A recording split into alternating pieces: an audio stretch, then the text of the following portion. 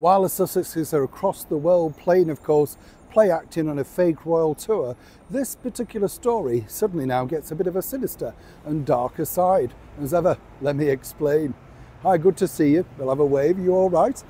Nice and green, isn't it? Yes, absolutely. There's a bit of Parliament for you. Not looking too bad today. They're all on holiday, by the way, Parliament. Yeah, I just love the fact as well that while the country's crumbling and the crime rate's mega high and the migrants are filtering in at the rate of knots, they put pictures on Instagram showing their favourite pavlova recipe. These people are clueless. I mean, they're just clueless, aren't they? Don't let people know you're on holiday. And by the way, don't rub it in when you've got expensive raspberries and cream on a pavlova that people can't afford to do themselves. But apparently it's a family tradition.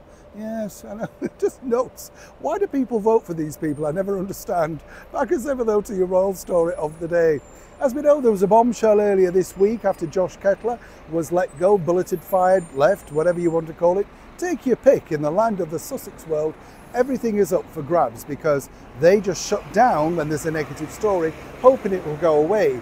The thing with the Sussexes though is there's always another negative story literally coming along in about 10 minutes. If you think about it, a couple of weeks ago we were talking about the negative PR that really ensued them all after the diabolical interview over on CBS where somehow Meghan managed to make the whole thing about herself once again.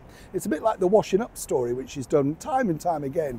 I think she thinks that people have never heard it so that she must just spell it out one more time. I think everybody's sick to death of hearing it, that's the whole point, dear. But there you go.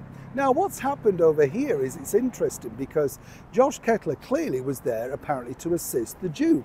That was going to be the idea. He was going to guide him through the next phase of the development, not just of Archewell, but of his life, how he was going to present himself literally to the public. You see, Prince Harry has had a battering in the way that he's presented himself, and rightly so, and the idea was to twist it around, you know, and see if they could come up with a more positive light. Quite how you can do that when you don't want to let your father see your own children, well, remains to be seen.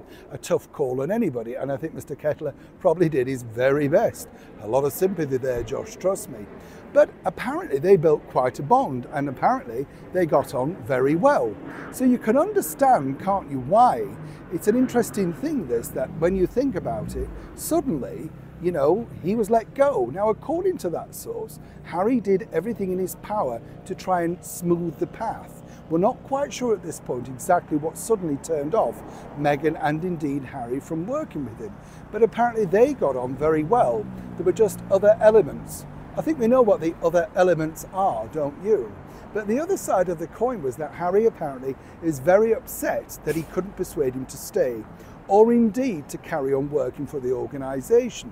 Now, normally in this situation, we've seen this before with royals, they do sometimes come back after a period of way of cooling down, you know, not sort of being in the forefront of it all, you know, that type of thing. But on this particular occasion, I've been 100% assured that sadly, that will not be happening. Either way, Mr. Kettler won't be returning, whether Harry likes it, wants it, desires it, and more importantly, needs it or not. As one can imagine, it tends to be all about one person.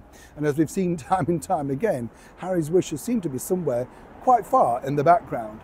But for now, let's just be blunt and say that whatever bond, friendship, development that Harry managed to get with this particular individual, that's now well and truly over, because someone said, you want to work out who that is?